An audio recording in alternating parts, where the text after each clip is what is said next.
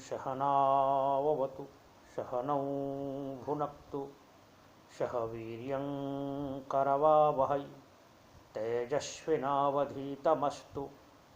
मा विद्विषावहै। ओम शांति शांति शांति।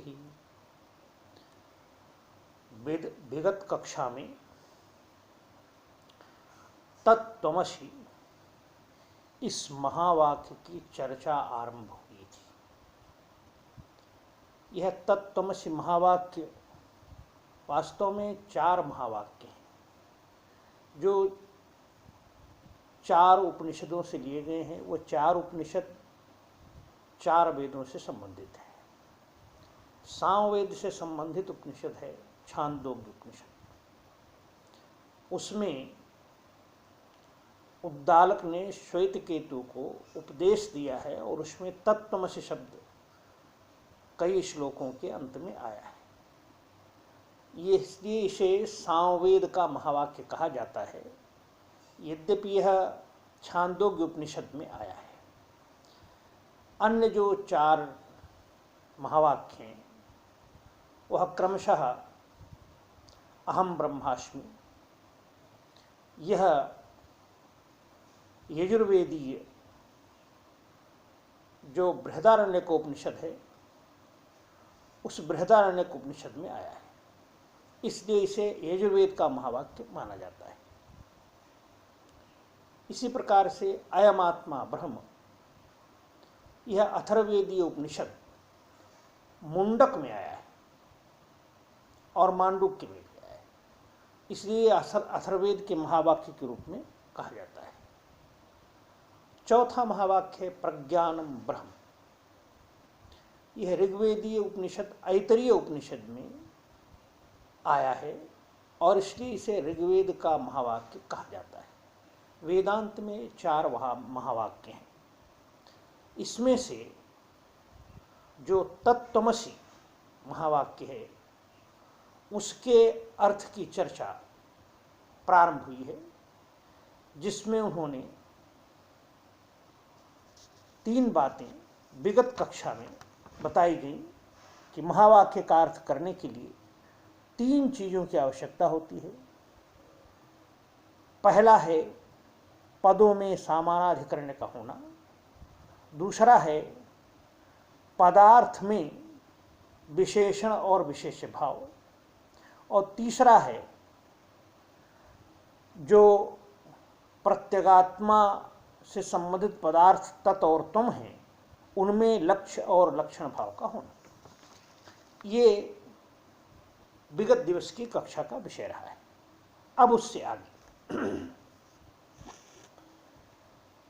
सामानाधिकरण संबंधस्तावत् यथा सोयम देवदत्तः इत्यस्मिन् वाक्ये तत्काल विशिष्ट देवदत्तवाचक सशब्दस्य एतत्काल विशिष्ट देवदत्तवाचक अयम शब्दस्य च एकस्मिन् पंडे तात्पर्य संबंधः। कह रहे हैं कि सामानाधिकरण जो संबंध कहा गया है वह इस प्रकार से है, यथा माने जिस प्रकार से सोयम देवदत्तः, यह वही देवदत्त है। अयम सो अयम देवदत्तः, इस वाक्य में इत्यस्मिन् वाक्ये मतलब इस वाक्य में तत्काल विशिष्ट देवदत्त वाचक सह शब्द, सह कहा, सह माने वो बालक था, प्राइमरी में पढ़ता था, छोटा था। इस प्रकार से कोई 2 मित्र मिलते हैं और वो युवा हो गए हैं, उनमें से प्राइमरी में पढ़ने वाला एक आया सामने और उसको चिंतन करते हुए ध्यान आया कि सोयम देवदत्तः, यह वही देवदत्त है। इस वाक्य में जो प्राइमरी में उसके साथ पढ़ता है तो इसमें 2 शब्द हैं, सह और अयम। तो कह रहे हैं कि इसमें तत्काल विशिष्ट देवदत्त, जो प्राइमरी में पढ़ता था उस काल का देवदत्त, छोटा बच्चा, तत्काल विशिष्ट देवदत्त वाचक सा शब्द उसका बोध करा रहा है। और एतत्काल विशिष्ट देवदत्त वाचक अयम शब्द, और यह जो सामने युवा देवदत्त खड़ा है इसका वाचक। तो ये 2 सो अयम तो कह रहे हैं कि एतत् काल विशिष्ट जो देवदत्त वाचक शब्द सा शब्द है, तत्काल विशिष्ट वाचक, और एतत् काल विशिष्ट देवदत्त वाचक जो अयम शब्द है, इन दोनों का एक ही पिंड में तात्पर्य है, यह संबंध है। माने वह शरीर एक ही है, उस समय में वो छोटा था, उसकी अपनी विशेषताएं थी, इस समय में उसमें परिवर्तन हुआ, लेकिन कुछ चीजें एक है, पिंड एक ही है। तो यह जो एक पिंड में होना है यही संबंध है। तो इसको सामानाधिकरण संबंध कहा। सामानाधिकरण संबंध जो है वह इस प्रकार से एक ही अधिकरण में वह सह भी और अयम भी, ये दोनों पद एक ही शब्द एक ही पिंड में स्थित हो रहे हैं, इसलिए सामानाधिकरण संबंध यहां हो गए। तथा च तत्त्वमसीति वाक्ये भी परोक्षत्वादि विशिष्ट चैतन्य वाचक तत्पद पदस्य अपरोक्षत्वादि विशिष्ट चैतन्य वाचक त्वं पदस्य च एकस्मिन् चैतन्य तात्पर्य संबंध। करें कि और उसी प्रकार से तत्त्वमसीति, तत्त्वमसि इति, ये जो तत्त्वमसि शब्द है, इस शब्द में भी परोक्षत्वाद विशिष्ट चैतन्यवाचक, जो परोक्ष है, दिखाई नहीं पड़ रहा है लेकिन सब जगह विद्यमान है या ईश्वर है, तो परोक्षत्वादि विशिष्ट चैतन्य वाचक तत्शब्द है, वह ईश्वर। तो तत्शब्दवाचक जो परोक्षत्वादि विशिष्ट चैतन्य है वह, और अपरोक्षत्वादि विशिष्ट चैतन्यवाचक त्वम, तो त्वम पद का और तत्पद का एकस्मिन् चैतन्य, दोनों में जो चैतन्य विद्यमान है, जो ईश्वर में चैतन्य है और जो ये जीव में चैतन्य है, जो समष्टि अज्ञानोपहित चैतन्य है और जो व्यष्टि ज्ञानोपहित चैतन्य है, दोनों चैतन्यों में सामानाधिकरण का होना जो है, यह यहाँ हो रहा है उसी प्रकार से जैसे सोयम देवदत्ता में एक ही पिंड में दोनों का सामानाधिकरण है। तो यह एकस्मिन् चैतन्य तात्पर्य संबंध, तो उसी प्रकार से यहाँ भी एक ही जगह सामानाधिकरण संबंध बन रहा है। इसलिए सामानाधिकरण संबंध जो है तत्त्वमसि इस वाक्य में सोयम देवदत्ता के समान ही बन रहा है। दूसरा संबंध है विशेषण विशेष भाव संबंधस्तु तथा तत्रैव वाक्ये सशब्दार्थ तत्काल विशिष्ट देवदत्तस्य अयम शब्दार्थ एतत् काल विशिष्ट देवदत्तस्य चा अन्योन्य भेद व्यावर्तकतया विशेषण विशेष भाव। करें विशेषण और विशेष भाव संबंध क्या है वो बता रहे हैं।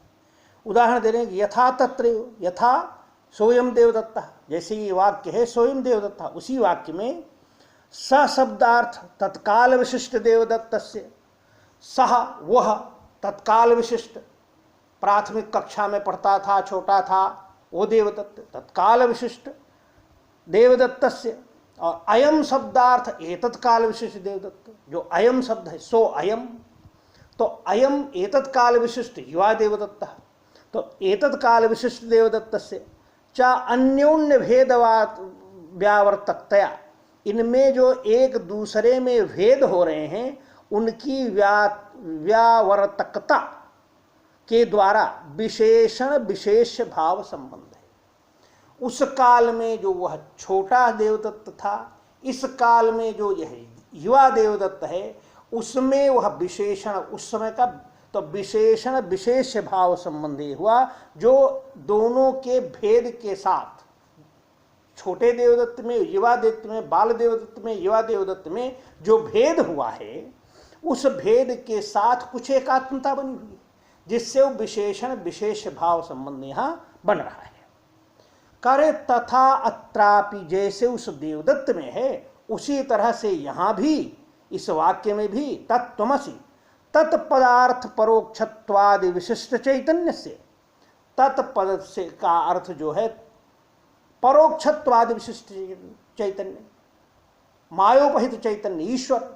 तो कह रहे हैं कि तत्पद से जो परोक्षत्वादि विशिष्ट चैतन्य है ईश्वर, जो मायोपहित है, और त्वम पदार्थ से जो अपरोक्षत्वाद विशिष्ट चैतन्य, जो त्वम पद है उससे सामने जो व्यक्ति खड़ा है, जो शिष्य है जिसको गुरु उपदेश कर रहा है, यह प्रत्यक्ष है, सामने दिखाई पड़ रहा है, तो यह अपरोक्ष है। तो अपरोक्षत्वाद विशिष्ट चैतन्य, जो अपरोक्षत्वाद से विशिष्ट चैतन्य है, यह इस दोनों चैतन्यों में अन्योन्य भेद व्यावर्तकतया विशेषण विशेष भाव, एक दूसरे से जो भेद है उस भेद को कहने के साथ ही उसमें जो कुछ एकता है, चैतन्य की जो एकता है, उससे विशेषण और विशेष भाव हुआ। तत् विशेषण हो गया और तुम विशेष हो गया, तो विशेषण विशेष भाव संबंध भी यहां बन गया। अब तीसरा संबंध क्या है? तीसरा कह रहे हैं लक्ष्य लक्षण संबंधस्तु, लक्ष्य और लक्षण संबंध। यथा जैसे तत्रैव तत्रैव सोयम देवदत्ता, यह देवदत्त वही है जो पुराना था। तो यहां पर वाक्य में सा शब्द अयम शब्दयो, जो सा शब्द है और जो अयम शब्द है, इन दोनों शब्दों में तदर्थयोर वा विरुद्ध तत्काल एतत्काल विशिष्टत्व परित्यागेन अविरुद्धत्व एव अविरुद्ध देवदत्तेन सह लक्ष्य लक्षण भाव। कहा अब इन दोनों में जो तत्काल विशिष्ट देवदत्त था बाल, उसमें और जो युवा देवदत्त है, इसमें जो दोनों में भेद हुआ है, जो अंतर है, उस विरुद्धता के दोनों में विरुद्ध तत्काल एतत्काल विशिष्टत्व परित्यागेन, जो दोनों में विरोध है, तत्काल माने बाल रूप में और युवा रूप में जो विरोध है, उसके त्याग के साथ अविरुद्ध देवदत्ते न सह, उसकी ध्वनि है, उसके विचार हैं, उसके सोचने के तरीके हैं, उसमें जो अविरुद्धत्व है उसके साथ लक्ष्य और लक्षण भाव है। माने वह देवदत्त बालक और अयम देवदत्त युवा, इसमें जो बालक और युवा का अंतर है उसको छोड़ करके उसमें जो वैचारिक चेतना का विचार करने का तरीका था वह इसमें भी विद्यमान है। उस एकता, वह पहले वाच्य था, वाच्यार्थ सह से वह बाल देवदत्त है, अयम से यह युवा देवदत्त है, ये वाच्य। लेकिन लक्ष्य दोनों में जो एकात्मता है, एकता है, वो लक्ष्य है। तो कहा इसलिए इसमें लक्ष्य और लक्षण भाव संबंध भी हुआ। उसी प्रकार से तथा अत्रापि, उसी प्रकार से यहां तत्त्वमसि इस वाक्य में भी त्वं पदयोः तद अर्थयोर्वा, तत्त्वं पदयोः तदर्थयोर्वा, तत्पद और त्वं पद और उनका जो अर्थ है, तत्पद का अर्थ है ईश्वर, मायोपहित चैतन्य जो सर्वज्ञादि गुणों से युक्त है, और त्वं पद का अर्थ है सामने बैठा हुआ जीव। इसमें वो सारे गुण नहीं है, उस तरह की क्षमता नहीं है, यह सर्वज्ञ नहीं अल्पज्ञ है। तो कहा ये जो तत्पद और त्वं पद योर वा विरुद्ध परोक्षत्व परोक्षत्वादि विशिष्टत्व परित्यागेन, कहा इसमें वह जो तत्पद है ईश्वर परोक्ष है, और त्वं पद जो जीव है ये प्रत्यक्ष है, सामने है व्यक्ति जो बैठा है। तो परोक्षत्व और अपरोक्षत्वादि विशिष्ट में जो अंतर है अल्पज्ञ का सर्वज्ञ का, उसका त्याग करके एक क्या है, चैतन्य है। दोनों में सोचने समझने जानने की जो चेतना है, चैतन्य की एकता है। तो चैतन्य की एकता के साथ लक्ष्य लक्षण भाव, यही लक्ष्य और लक्षण है। तो लक्ष्य जो है वह चेतन है, चेतन लक्ष्य है। जो अल्पज्ञ और सर्वज्ञ, मायोपहित और अंतःकरणोपहित, ये जो है इसको छोड़ दे के जो उसका चैतन्यत्व है वह लक्ष्य है। तो लक्ष्य लक्षण, तो लक्ष्य लक्षण भाव संबंध भी यहां बनता है। इयमेव भाग लक्षणा इत्युच्यते, इसी को भाग लक्षणा यह कहते हैं। कह रहे हैं अस्मिन् वाक्ये नीलम उत्पलम इति वाक्यवद वाक्यार्थो न गच्छति। कहा इस वाक्य में सोयम देवदत्ता या तत्त्वमसि जो वाक्य हैं, इन वाक्यों में नीलम उत्पलम, नीला कमल, इति वाक्यवत, इस वाक्य के समान वाक्यार्थो न संगच्छते, वाक्य का अर्थ नहीं जाता है। क्यों नहीं जाता है? तत्र तु नील पदार्थ नील गुणस्य उत्पल पदार्थ उत्पल द्रव्यस्य च सौक्ल्य पटादि भेद व्यावर्तकतया अन्योन्य विशेषण विशेष्य भाव संसर्गस्य अन्यतर विशिष्टस्य अन्यतरस्य तदैक्यस्य वा वाक्यार्थत्वांगीकारे प्रमाणांतर विरोधाभावात् तद्वाक्यार्थः संगच्छते। कह रहे हैं इस वाक्य में वहां पर जो नीलोत्पल है, नीला कमल है, इसमें नील पदार्थ, वो नील गुण का, और उत्पल पदार्थ उत्पल द्रव्य है, नीला गुण है, वह रंग है, और उत्पल तो द्रव्य है, कमल है। तो कहा यह दोनों जो हैं वह नीला तो शुक्लादि से भेद बता रहा है कि एक सफेद नहीं है, ये ऐसा नहीं है, तो गुण बता रहा है। शौक्ल पट आदि भेद व्यावर्तकतया, सफेद कपड़ा है और कमल भी सफेद हो सकता है, तो उससे यह भिन्न है, नीला है, उससे भेद बता रहा है। अन्योन्य विशेषण विशेष भाव संसर्गात, कहा एक दूसरे में विशेषण विशेष भाव के संसर्ग का अन्यतर विशिष्टस्य अन्यतरस्य तदैक्यस्य, कहा जो एक दूसरे से विशिष्ट है उस विशिष्ट का और अन्यतरस्य तदैक्यस्य, कमल का और उसमें नीलत का, ये एकता का, इस एकता का वह वाक्यार्थत्व अंगीकारे, इसको वाक्य के अर्थ में अंगीकार करने पर प्रमाणांतर विरोध भावात् तद्वाक्यार्थः संगच्छते, जो दूसरे प्रमाण हैं उनसे विरोध का अभाव होने के कारण अर्थ जो है बैठ जाता है, अर्थ संगत हो जाता है। अत्र तु तदर्थ परोक्षत्वादि विशिष्ट चैतन्यस्य त्वमर्थ अपरोक्षत्वादि विशिष्ट चैतन्यस्य च अन्योन्य भेद व्यावर्तकतया विशेषण विशेष भाव संसर्गस्य अन्यतर विशिष्टस्य अन्यतरस्य तद ऐक्यस्य च वाक्यार्थत्वंगीकारे प्रत्यक्षादि प्रमाण विरोधाद वाक्यार्थो न संगच्छते। करें यहाँ जो तत्त्वमसि वाक्य है, इस वाक्य में तद शब्द का जो अर्थ है परोक्षत्वादि विशिष्ट चैतन्य, ईश्वर मायोपहित चैतन्य, उसमें सर्वज्ञत्वादि गुण है, और त्वम पद का जो अर्थ है वह अपरोक्ष है, सामने है व्यक्ति, लेकिन वह अल्पज्ञ है, तो अल्पज्ञत्व आदि गुण है उसमें।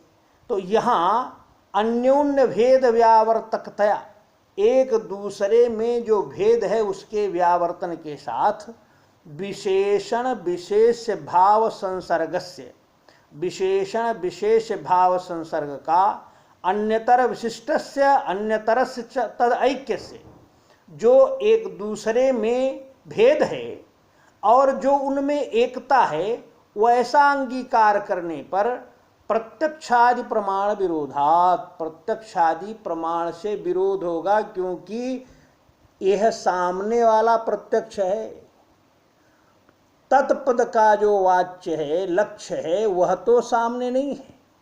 इसलिए इस प्रत्यक्षादि प्रमाण से विरोध होने के कारण उस प्रकार का विशेषण विशेष भाव यहाँ पर नहीं बैठता है, यह बताया। तदुक्तम, इसी बात को इस श्लोक से भी कहा गया है। संसर्गो वा विशिष्टो वा वाक्यार्थो नात्र सम्मतः अखंडैक रसत्वेन वाक्यार्थो विदुषाम मतः।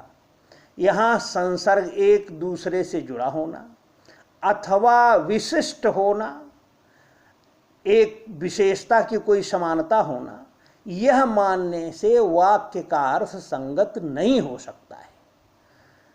फिर कैसे होगा? तो कहा अखंड एक रसत्वेन, एक रसता जो चैतन्य की अखंडता है उसके आधार पर यहां वाक्य का अर्थ जो है विद्वानों का मत है उससे संगत होता है, यह अभिप्राय है। अत्र गंगायाम घोषः प्रतिवसति, गंगा में निवास है, बस्ती है, लोग वहां रहते हैं। इति वाक्यवद जहल लक्षणापि न संगच्छते। जहत कहते हैं त्याग, जहत माने त्याग, अजहत माने बिना त्याग किए हुए, और जहद अजहत माने कुछ त्याग और कुछ छोड़ना। तो ये लक्षणा तीन प्रकार की लक्षणा मानी गई है, जहल लक्षणा, जहद अजहल लक्षणा, और तीसरी है जहद अजहल लक्षणा। तो अभी जहत लक्षणा क्या है? त्याग देते हैं, जो वाक्य का अर्थ है उसका त्याग कर देना। उदाहरण दिया, गंगायाम घोषा प्रतिवसति, गंगा में बस्ती है, लोग रहते। इस वाक्य में जहत लक्षणा, ये वाक्या जहल लक्षणा भी न संगति, जैसे इस वाक्य में जहत लक्षणा है उस प्रकार से तत्त्वमसि में नहीं बैठ सकती, क्योंकि यहां गंगा में बस्ती है, यह कहने से गंगा में तो बस्ती हो ही नहीं सकती, धारा में कहीं पानी बस्ती हो सकती, उसका अर्थ लिया जाता है गंगा के किनारे बस्ती है। तो जैसे वहां गंगा के किनारे अर्थ को, मूल अर्थ को छोड़ दिया और उससे समीप अर्थ ले लिया, इस तरह का अर्थ जो है तत्त्वमसि इस वाक्य में नहीं बैठेगा। तत्र तु क्यों नहीं बैठेगा उसको बता रहे हैं। तत्र तु गंगा घोषयोः आधार आधेय भावलक्षणस्य वाक्यार्थस्य अशेषतो विरुद्धत्वात् वाक्यार्थम अशेषतः परित्यज्य तत्संबंधी तीर लक्षणाया युक्तत्वात् जहल लक्षणा संगच्छते। वहाँ गंगायाम घोषः, इस वाक्य में गंगा में वस्ती रहती है, प्रतिवसति, गंगायाम घोषा प्रतिवसति, गंगा में लोगों की बस्ती है, लोगों के घर हैं।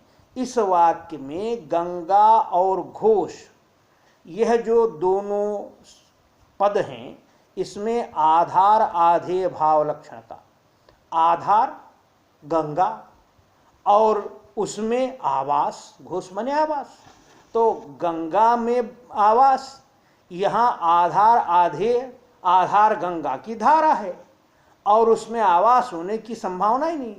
वाक्यार्थस्य अशेषतो विरुद्धत्वात्, जो वाक्य का अर्थ है उससे संपूर्ण विरोध है। अशेषता माने पूर्ण रूप से, विरुद्धत्वात् विरुद्ध होने के कारण वाक्यार्थम अशेषतः परित्यज्य, इसलिए पूरे वाक्य का संपूर्ण अर्थ ही छोड़ करके तत्संबंधी तीर लक्षणाया युक्तत्वात्, उससे संबंधित, गंगा से संबंधित जो तीर है उसकी लक्षणा करने से वाक्यार्थ युक्तत्वा लक्षणा संगच्छते, यहाँ लक्षणा से वह अर्थ बैठा लेते हैं कि गंगा के किनारे बसती है। अत्र तु परोक्ष अपरोक्ष चैतन्यकत्व लक्षणस्य वाक्यार्थस्य भागमात्रे विरोधा भागांतरमपि परित्यज्य अन्य लक्षणाया युक्तत्वात् जहल लक्षणा न संगच्छते। कह रहे हैं यहां जो तत्त्वमसि यह वाक्य है, इसमें परोक्ष अपरोक्ष चैतन्य एकत्व लक्षण से, जो परोक्ष चैतन्य है और जो अपरोक्ष चैतन्य है उसमें एकत्व लक्षण का वाक्यार्थ से भागमात्रे, वाक्य के अर्थ के भागमात्र में विरोधात, कुछ भाग में विरोध है, क्योंकि वहां सर्वज्ञता है, यहां अल्पज्ञता है, इसमें विरोध है। विरोध होने से भागांतरम अपि परित्यज्य, तो जो दूसरा भाग है, जो एकता है, उसको नहीं छोड़ करके परित्यज्य अन्य लक्षणाया अयुक्तत्वात्, तो संपूर्ण का त्याग यहां नहीं कर सकते। तो संपूर्ण त्याग वाली जो लक्षणा है वो युक्त नहीं होती है, इसलिए जह लक्षणा न संगच्छते, इसलिए त्याग लक्षणा, वाक्य के अर्थ का पूर्ण त्याग करके केवल लक्षार्थ लेने की लक्षणा इसमें नहीं बैठती है। न च गंगापदम स्वार्थ परित्यागेन तीर पदार्थ यथा लक्षयति तथा तत्पदम तम पदम वा स्वार्थ परित्यागेन तम पदार्थ तत्पदार्थ वा लक्षयतु अतः कुतो जह लक्षणान संगच्छते इति वाच्य। ये पूर्व पक्षी का विपक्षी का प्रश्न उठा रहे हैं कि और गंगा पद में अपना जो स्वार्थ है उसका त्याग करके तीर पद लिया गया, जिस प्रकार से जैसे गंगा पद को छोड़ करके उससे तीर्थ ले लिया गया, उसी प्रकार से तत्पद और त्वम पद, तत्पद अथवा त्वम पद के अपना जो अर्थ है उसका त्याग करके त्वम पदार्थ तत्पदार्थ वा लक्ष्यतु, त्वम पदार्थ या तत्पदार्थ का जो लक्ष्य है उसका लक्षण कर दिया जाए, तो कैसे नहीं जहल लक्षणा संभव होगी, ये प्रश्न उठाया। तत्र तीर पदाश्रवणेन तदर्था प्रतीतौ लक्षणया तत्प्रतीति अपेक्षायामपि तत्त्वं पदयोः श्रूयमाणत्वेन तदर्थ प्रतीतौ लक्षणया पुनः अन्यतर पदेन अन्यतर पदार्थ प्रतीत्यपेक्षा भावात्। कहा यहाँ जो तत्त्वमसि वाक्य है इसमें तीर पद अश्रवण, जैसे उसमें गंगायाम घोषा में तीर पद के बिना तीर पद का श्रवण नहीं किया गया, तदर्थ प्रतीतौ लक्षणया, उसके अर्थ की जो प्रतीति है वो लक्षणा के द्वारा कर ली गई, तत्प्रतीति अपेक्षायामपि, उसके प्रतीति की अपेक्षा में भी तत्त्वं पदयोः, तत् और जो त्वम पद हैं इनके दोनों के श्रूयमाणत्वेन, सुनने पर भी, तदर्थ प्रतीतौ, उनके जो अर्थ की प्रतीति है उस प्रतीति में लक्षणया, लक्षणा के द्वारा, पुनः अन्यतर पदेन अन्यतर पदार्थ प्रतीत्यपेक्षा, दूसरे पद से दूसरे पद के अर्थ की प्रतीति की अपेक्षा का अभाव है। यहाँ दोनों में चैतन्य है, दूसरे पद से दूसरे पद की दूसरे पदार्थ की अपेक्षा का अभाव होने के कारण इस तत्त्वमसि वाक्य में गंगायाम घोषः इस शब्द के समान लक्षणा नहीं हो सकती। पूरी तरह पूर्ण रूप से मूल अर्थ को छोड़ करके लक्ष्यार्थ को लिया गया, जैसे गंगा के तीर पर घर मान लिया गया, तीर वहाँ आया ही नहीं था, ऐसा यहाँ नहीं है, क्योंकि यहाँ दोनों में चेतन है। यहाँ तत्पद और त्वम पद से जो लिए जा रहे हैं उनके अर्थ को छोड़ा नहीं जा रहा है, इसलिए यहाँ पर यह जहत लक्षणा संभव नहीं हो सकती। आज इतना ही। ओम पूर्णमदः पूर्णमिदं पूर्णात् पूर्णमुदच्यते पूर्णस्य पूर्णमादाय पूर्णमेवावशिष्यते। ओम शांति शांति शांति।